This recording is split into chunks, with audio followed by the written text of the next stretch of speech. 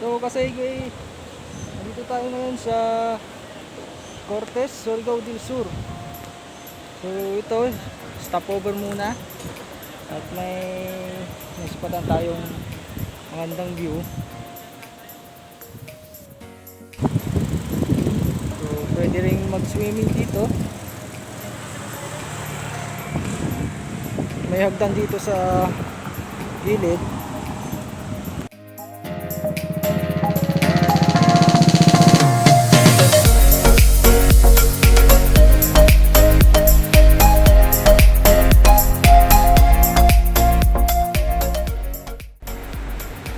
So ayan mga ka-Segway, bababa tayo.